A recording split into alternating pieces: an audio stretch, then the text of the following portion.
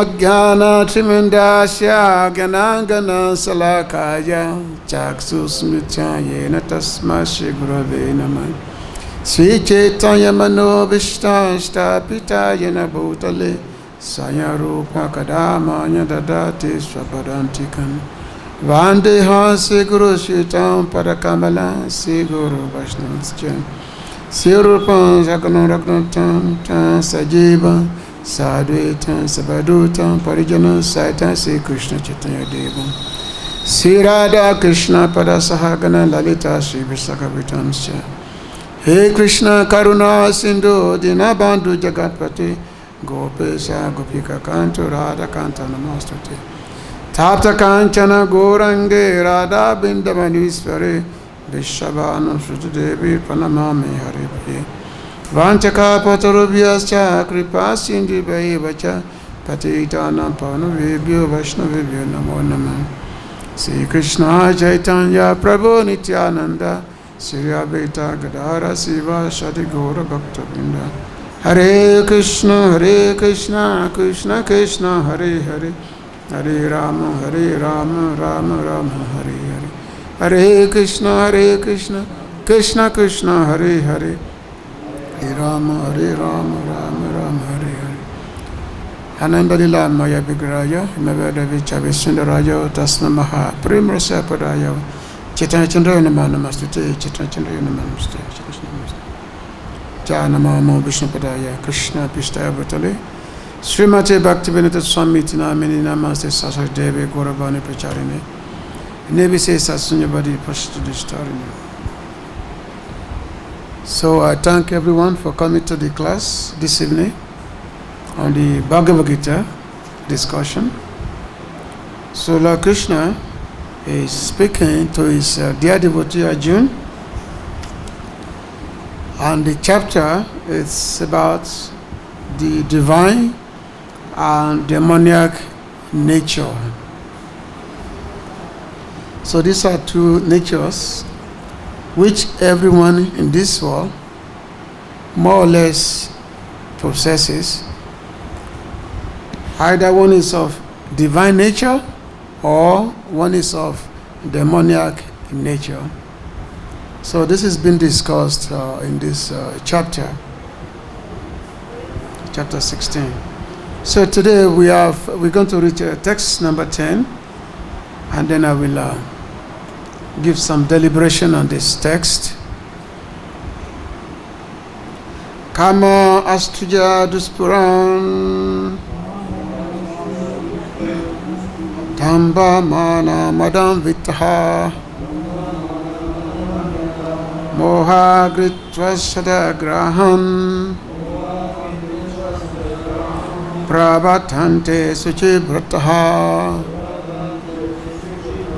Kaman, lust, asitria, taking shelter of, duspuran, insatiable, damba, of pride, mana, and false prestige, madam vitaha, absorbed in the conceit, mohat, by illusion, gritva, taking, asat, non-permanent, graham, things, pravatante, they flourish, asuchi, to the unclean, brataha, avowed. Translation and purport by His Divine Grace, A.C. Bhaktivedanta Swami Prabhupada Prabhupada Ki. Taking shelter of insatiable lust and absorbed in the conceit of pride and false prestige, the demoniac, thus illusioned, are always sworn to unclean work, attracted by the impermanent. Purport. The demoniac mentality is described here. The demons have no satiation for their lust. They will go on increasing and increasing their insatiable desires for material enjoyment. Although they are always full of anxieties on account of accepting non-permanent things, they still continue to engage in such activities out of illusion. They have no knowledge and cannot tell that they are heading the wrong way. Accepting non-permanent things, such demoniac people create their own God, create their own hymns, and chant accordingly. The result is that they become more and more attracted to two things: sex enjoyment and accumulation of material wealth. The word Asuchivrata, unclean vows, is very significant in this connection. Such demoniac people are only attracted by wine, women, gambling, and meat eating. Those are their asuchi, unclean habits. Induced by pride and false prestige, they create some principles of religion which are not approved by the Vedic injunctions. Although such demoniac people are most abominable in the world, by artificial means, the world creates a false honor for them. Although they are gliding toward hell, they consider themselves very much advanced. So this is very interesting about the demoniac qualities which have been described here and also in the previous few verses. We know that in the beginning, Lord Krishna described the divine qualities, Daivi Sampad. Daivi Sampad means divine qualities, divine propensities. And there are 26 in number, which the Lord described in the first 3 verses of this chapter that we are reading. And then after that, the Lord continued describing the demoniac qualities. And of course, as stated in this chapter, that in this world, there are 2 types of people. There are those who are of divine qualities, and there are those who are of demoniac qualities. So, if I may ask you, how do we recognize them? How do we recognize those who have divine qualities and those who have demoniac qualities? How do we identify them? Somebody can answer. Who are the demons and who are the divines? See, there was a time when the demons and the demigods, they used to live in different planets. You know, there's a time they live in different planets. They don't live in the same planet. The demons and the divines, all the demigods, dives. And then, as time progresses, the demigods and the demons, they were living on the same planet, but not in the same country. They live in a different countries, not in the same. And of course, from time to time, there'll be a fight between the demons and the demigods, like that. And then, as time passes by, the demigods and the demons, they were living in the same countries, but not in the same city. Just like we have India, we have Delhi, Mumbai, different cities we have. So demigod will live in one city, and the demons will live in another city. Different like that. Then, after some times, the demigods and demons, they were living in the same city. Living in the same city, however, not in the same household, different household. So therefore, you can tell the difference between a demoniac household and a divine household. And then, after some time, they were living in the same household, living in the same family, So within the same family, you have both those who have divine nature and those who have demoniac nature, And then, of course, the worst part is that both the same divine and demoniac quality, now they are residing within the same body. Isn't it? So which means we don't have to look too far to seek out who are the demons or the demons. Just look within ourselves. Because within us are the same quality. Sometimes we are godly and sometimes we are demoniac. Can anybody deny that?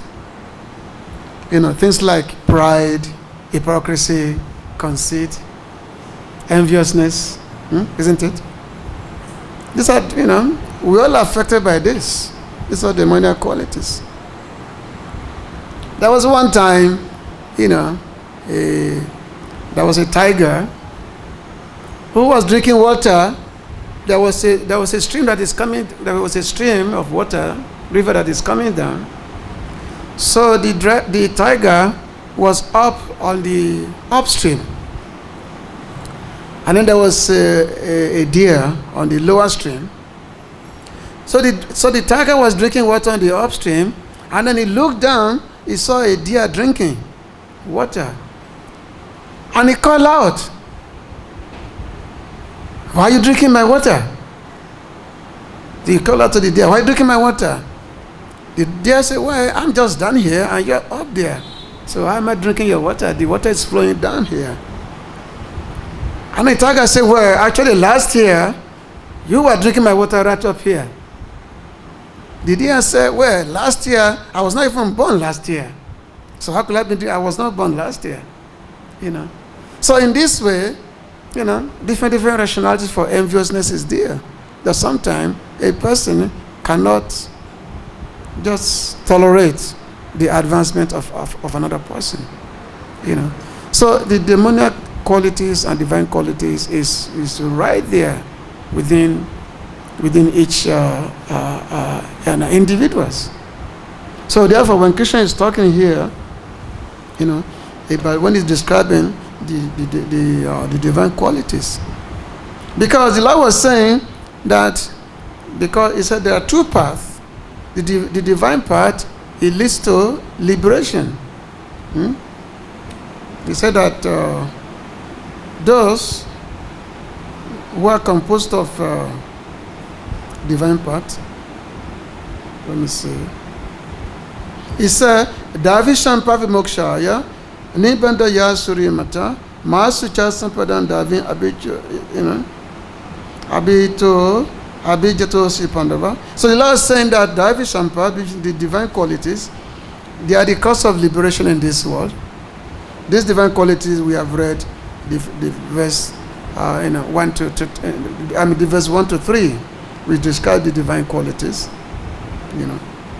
If I just read some of it, these divine qualities, Abhayan Satusansudi, Gyana Yoga Vivastiti, Dana Damascha Yagyasa, Sojaya Stapa Arjavan, Ahimsa Satu Akrodas, Tiaga Shanti Apayashuna, Daya Bhuteshu Alut Lupjan, Madhava Hiri Achapalam. So the Lord is saying fearlessness, joyfulness of heart, steadfastness in the process of acquiring knowledge, charity, control of the senses, performance of sacrifices, study of Shastra, penance, simplicity, non-violence, truthfulness, lack of anger, detachment from all kind of family, all kind of materials, peacefulness, avoidance of fault-finding, kindness to all beings, freedom from greed, gentleness, modesty, lack of fickleness, vigor, forgiveness, patience, internal and external cleanliness, and complete absence of hatred and conceit. So these are divine qualities. So which means as the practitioner of bhaktis, or as trying to engage in devotional service, so we should be asking ourselves if we actually possessing these divine qualities or not. Because the Lord said, Davi Sampa Vimokshaya, Nibanda Yasuri Mata. He said that the divine qualities, they are the cause of liberation from this material world. And the demoniac qualities, they are the cause of bondage. So which means by possession of demoniac qualities, which are hypocrisy, arrogance, conceit, anger, being a very hard-hearted, lack of discrimination, So by all those qualities, the Lord says these are a cause of bondage in the material world. So which means that this is the cause of the repetition of birth and death. So one may ask, what is the cause of divine qualities? How does a person born divine with possession of divine qualities, and how does a person born of demoniac qualities? So it's stated that when somebody takes birth in a very auspicious circumstance, when there is an auspicious configuration of planetary compositions, which means the mode of nature is there, the Saturn in a mode of goodness. If someone takes birth in such an auspicious circumstance, the person will be possessed of divine qualities. But how does one get such auspicious birth? That auspicious birth is possible only if the parents, have certain criteria before they produce a child. So therefore, in the Vedic system, we have what we call a Garbhodan Samskara. This Garbhodan Samskara is a purification process by which a family is supposed to perform before they can decide to produce a child. Otherwise, without such process, it's just like cat and dog, which is very, very common in this age, in this stage of Kali, whereby the people just produce child without any consideration, either the auspicious time or inauspicious time. They just produce kid with no sacrifice, no nothing. So therefore, in this day and age, everyone more or less possesses of demoniac qualities. Divine qualities is very, very rare.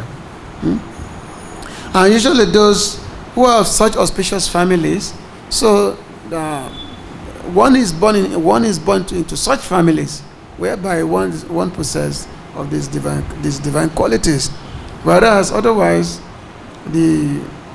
this demoniac quality is there by which everyone possesses of. So this is the situation with in the Kali Yuga. So the demoniac qualities is being described here, especially it's saying here that actually starting from this verse which we are reading today, and this goes on for the next several verses, whereby what is the Lord describing the mentality of those with demoniac propensities. Lust, taking shirt off insatiable lust, being full of pride, false prestige. So the demoniac, he said their illusion are always sworn to unclean work, unclean habits. They are attracted by the impermanent, because they believe that to gratify the senses until the very, very end of life, this is the only purpose of life. To them, it's like there is no God. Even if there is God, that God must be a myth, must be a mythology. That people say, oh, there is God, the such God is simply born out of illusion, out of people's mentality only. Just like the communist regime, they will say that religion is the opiate of masses. That why do people believe in religion? People believe in religion just to be able to control the masses. Otherwise, without such belief, without such belief, there'd be no such control. So there has to be a way by which to capture the masses, to capture the people. So people must believe in something. So therefore, the community will say that, look, you can go to church, go beg for bread, and if you don't get bread in the church, you come to us, we'll give you bread. So because people are so foolish, so they say, they go to church, pray to God, dear God, our Father who's in heaven, hallowed be thy name, give us this day our daily bread. This is what they go to church to do. And if they don't go that, they will keep praying. They don't get what they want. So therefore they go to the government. Government says, okay, see, you have been praying to God, you have been praying, you don't get what you want. Now we can give you what you want. Now we can give you. So therefore, why believe in God? And that's one of the reasons why the communists, because they're a very atheistic society. And that's one of the reasons why when Srila Prabhupada was preaching in the West, it was so much against the communists, the atheistic government, because they actually meant to kill the divine incline within the people. So Srila Prabhupada was very, very much against the communism, only because of these principles only, that there is no God, that God is simply an invention, it's just an imagination, just to control the people, And then, as mentioned in this purport here, that sometimes such demoniac people, because their inclination is to simply drink wine, women, gambling, and all that stuff, and sometimes, being induced by pride, sometimes they will create their own religion, their own form of worship. They will create it. They will create their own church, their own form of worship, their own aims to follow, just out of illusion only. So they will create their own form of worship, which is simply based out of illusion, because there's no reality there. Because the real religion is what is given by God. Actually, God Himself, at the beginning of the creation, He gave the scriptures by which the living entities can live their life and at the same time come to Him. In the beginning, the Lord does that. He is actually the author of the Vedic scriptures. The Lord said, Savasyan Charaditi Sanavishto, Mata Smiti Gyana Apuanamcha, he said Vedanta Kri Veda Vidhamchaham. This is from it. He said that, from me come knowledge and ignorance. He said that I am the author of the Vedas. I am the compiler of the Vedas. He said Vedic knowledge comes from me, and by such Vedic knowledge only can God be known. So the scriptures are actually given by God, just like we are reading this Bhagavad-Gita. Bhagavad-Gita is the word of God. He spoke the Gita to his dear devotee Arjuna, and from reading Bhagavad-Gita, we can get to know Him, and then we can get to be able to go to Him. And the Lord said that if anyone comes to my kingdom, such a person will not come back to this material world, which is full of birth, death, old age, and disease. This is what the Lord is saying. But such atheistic people, they will create their own false religion, leading people away from the real religion. And because people are so foolish in general, they will follow that. Just like we have so many atheistic philosophy, like Chavak Muni, for instance, here in India, who said that don't believe in next life, don't believe in any supreme Lord. This is only life you have. Just enjoy yourself, because after you die, everything is finished. So therefore, get, give, beg, borrow, or steal. Somehow enjoy yourself. You have to enjoy yourself, because when you die, everything is finished.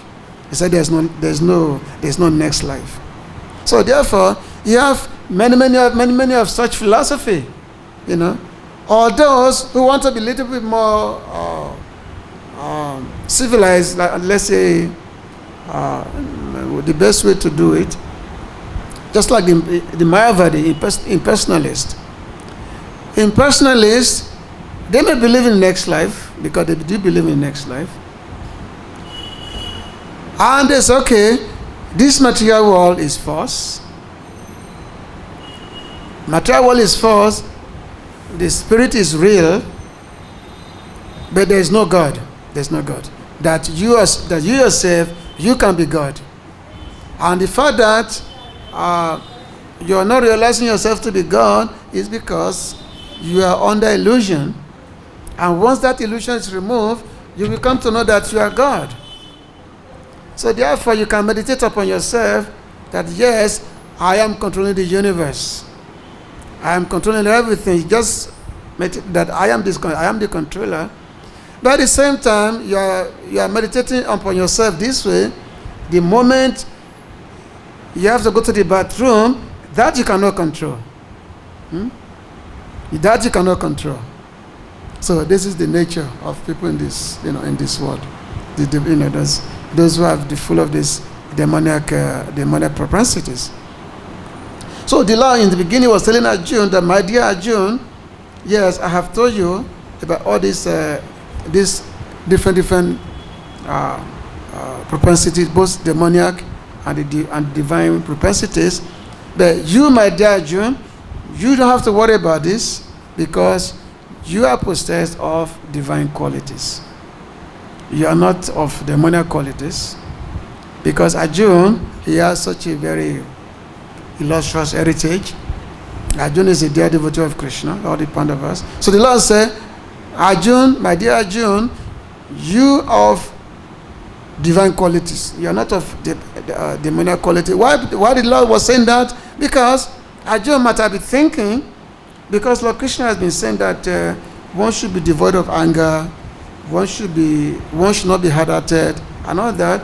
But at the same time, Arjuna was on the battlefield of Kurukshetra, and he had to fight. He had to fight with his, cousins especially. He had to fight with his, grandfather, Bhishmadev, his teacher, Dronacharya. So what is this? So Arjuna might have been thinking that, and in order to fight, you have to be angry, because you cannot fight without getting anger, without being angry. You have to fight you have to be angry. So is this not a contradiction?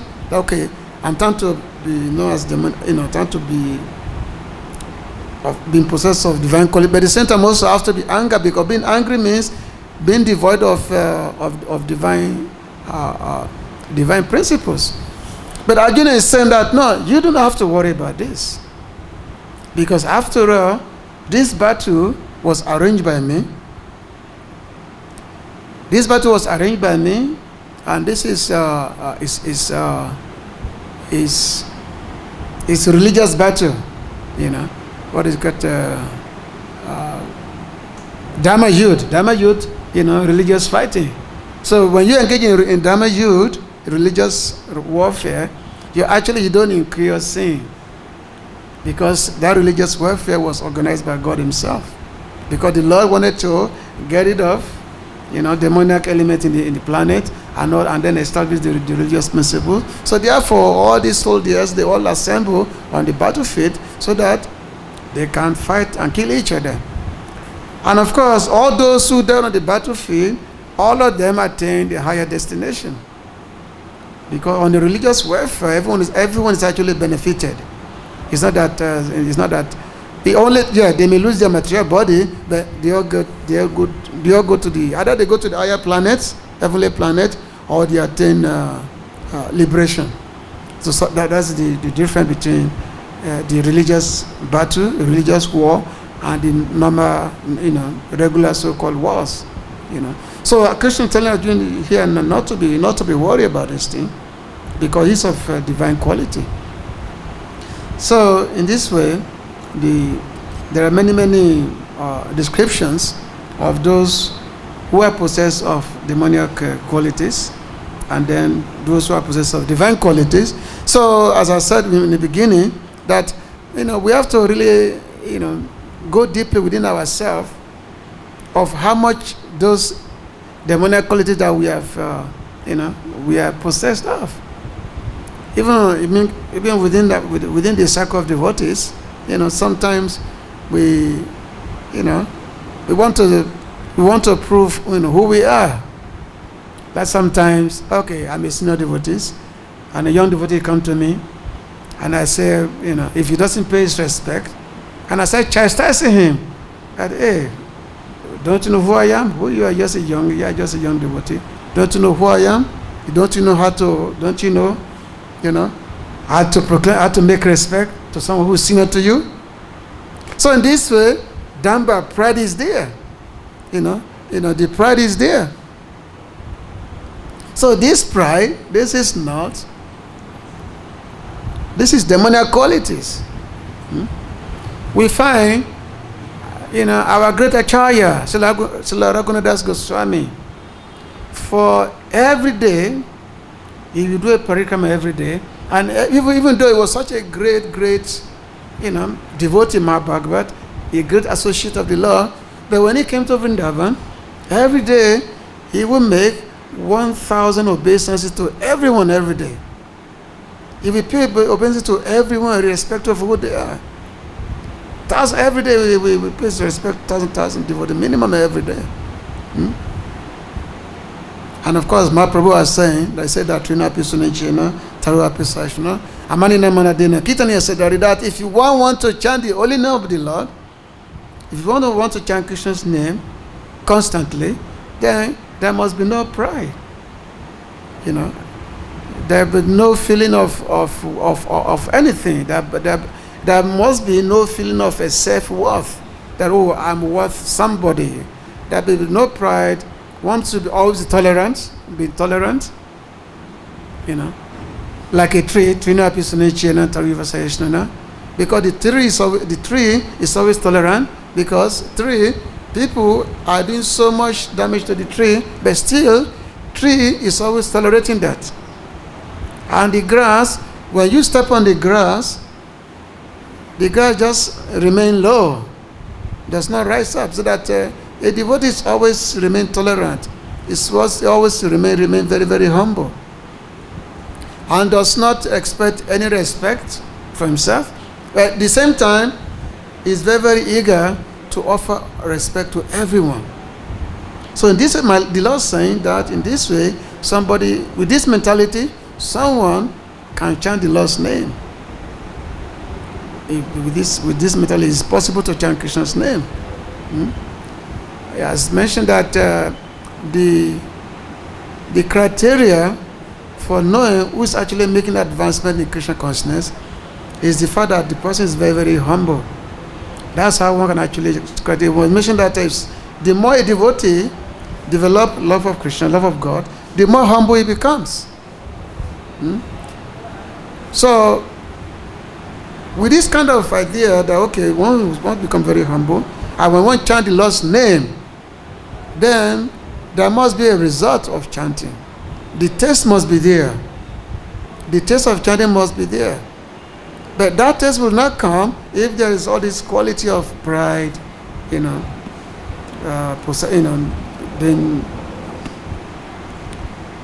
the mentality of the non-tolerance, thinking themselves to be worth something.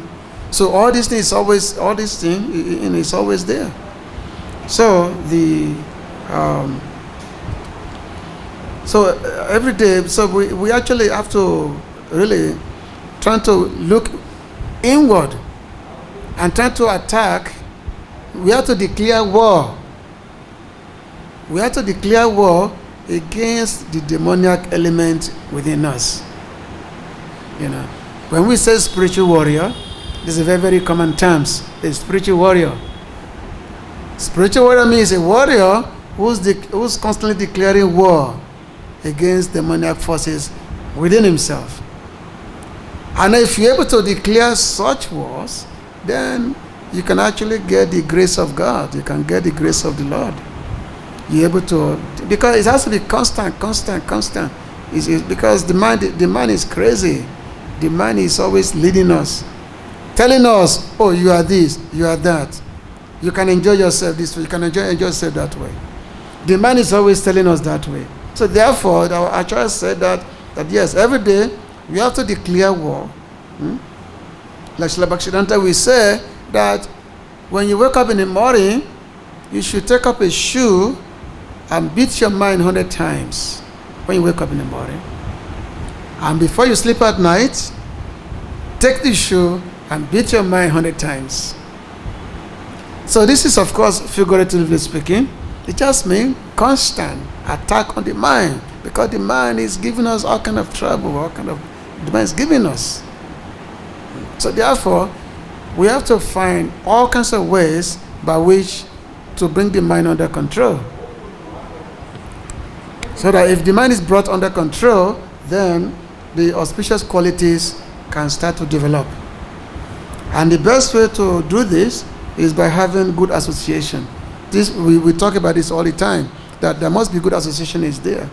There has to be auspicious association with those devotees who actually advance, who are actually very humble, who are actually they have all these qualities which are mentioned here. If you can find such devotees, then we should be trying to be in their association.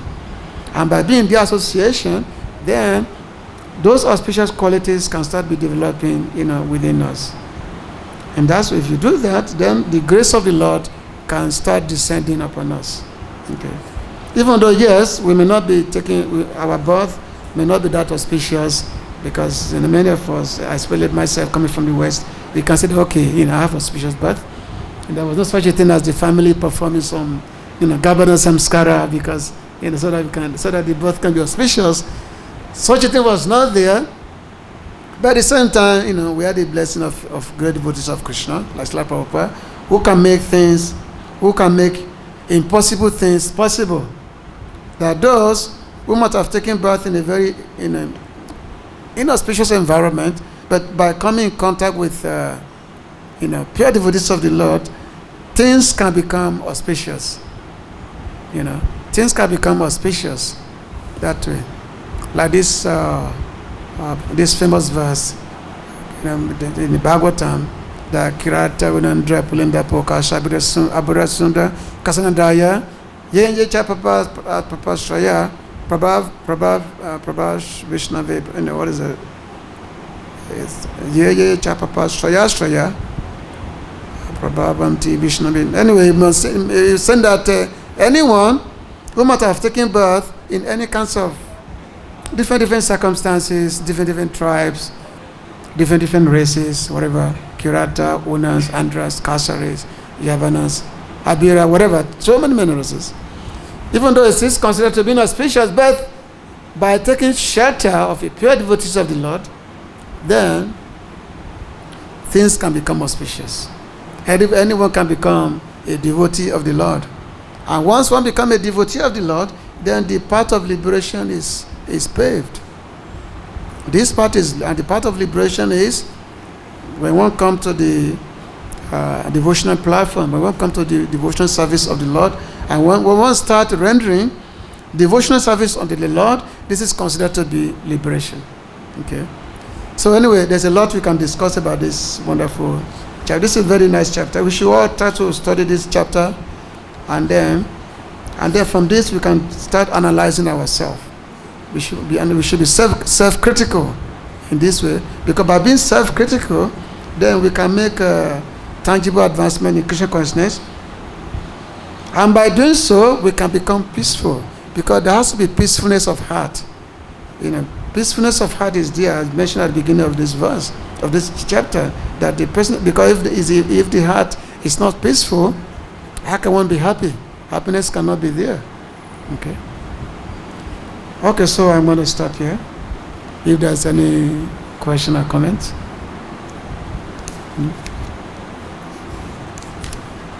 Were you able to understand me? Very nice. Want to ask a question? Okay.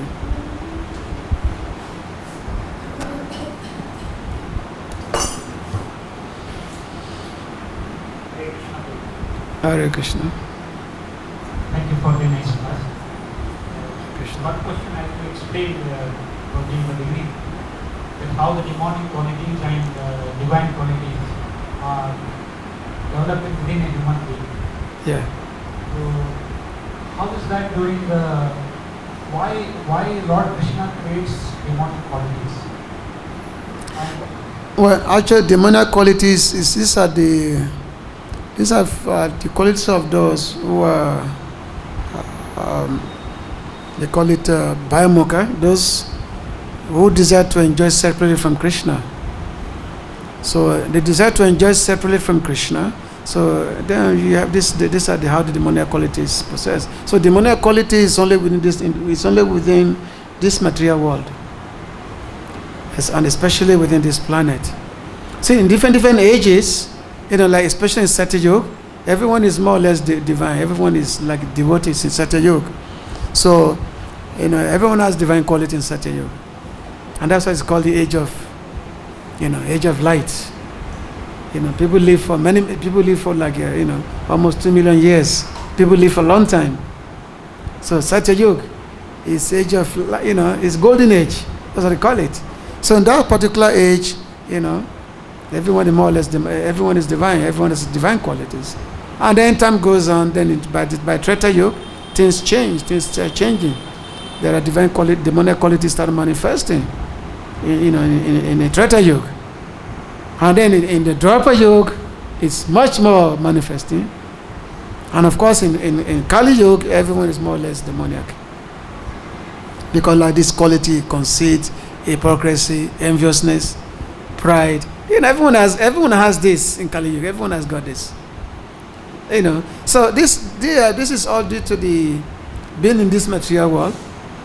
Because we're in this material world because we don't want to serve Krishna in the spiritual world. So we're in the material world. And the material world is we want to compete with God. We want to be where God. Ishwara aham bhogi. I am the controller. I am the enjoyer. This is everyone's mentality in the material world. Ishwara aham bhogi. Isn't it? And the material world because, okay, I'm thinking I'm the controller. Other person is also thinking that he's also the controller. So therefore there's always fighting. There's always the struggle for existence.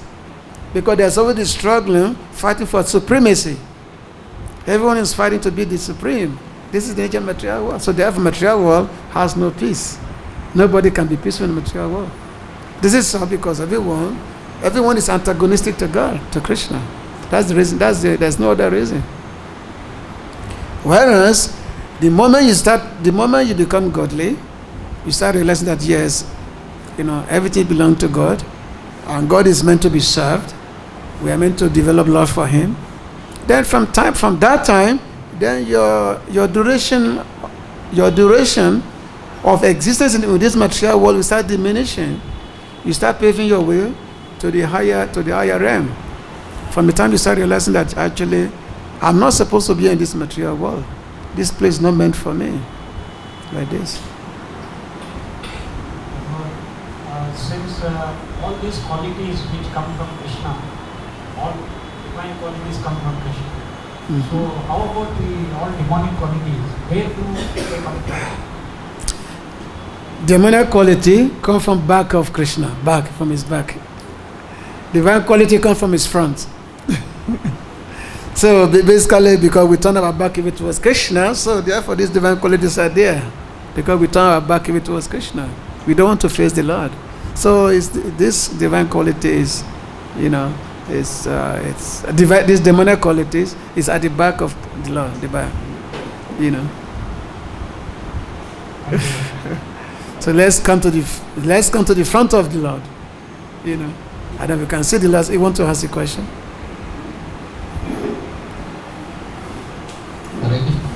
Hare Krishna. No, my question actually.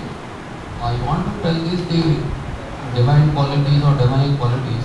Yes, this is the. There are 4 yugas actually. 4 yugas. First Satyayug. Satyayug, Treta Yug, Dwapar Yug and Kali Yug. These qualities are predetermined, predefined, created by God himself, predefined in 4 the Yuga. Satyayug is the divine qualities, Treta Yug, mixture of divine and demonic qualities. Similarly in this Dwapar Yug and Kali Yug, it is the more divine qualities. These are the predefined actually. Okay, Hare Krishna. So, anyway, and of course, in this material world, there will always have to be the demoniac element, always have to be there, because because of the presence of the demoniac element, that makes the devotees serious. Because that makes devotees serious, that makes devotees being uncomfortable in this material world. So therefore, the demoniac element has to always be there to create disturbance. Because unless something can create disturbance, you will think that, oh, this material world is wonderful, let me stay here. So because this disturbance is always there, so therefore a devotee make all efforts to get out. You see. And I mean, from the beginning of creation, the demons are always the demons are created from the beginning of creation. The demons are created; they were there, and so happened that they were the sons of the same father. Kashyapa Muni, he was the father of the demigods and the demons. He had 2 wives, Diti and Anaditi. So Diti is the mother of the demons, and Aditi is the mother of the Aditi is mother of the demigods. So the same parent, the same parent, and they're always fighting with each other, the demons and the demoniac, and the demigods. So this has been going on since time immemorial. So again, as I said, that the demoniac element has to be there, so that we can know, those who want to follow the path of self-realization, they can understand that, okay, this material world is just a horrible place to be. So therefore, the demoniac element, because the demoniac element is meant to create disturbance. That's what it's meant to create the disturbance. Okay? Hare Krishna. Do you understand me? Did you understand? Huh? Part of it? Huh? Oh, my accent? It's where are you from? Where are you from? Russia. I can't speak Russian. Anyway, thank you very much for coming. Jai Srila Prabhupada ki, Krishna Balaram ki, Hare Krishna.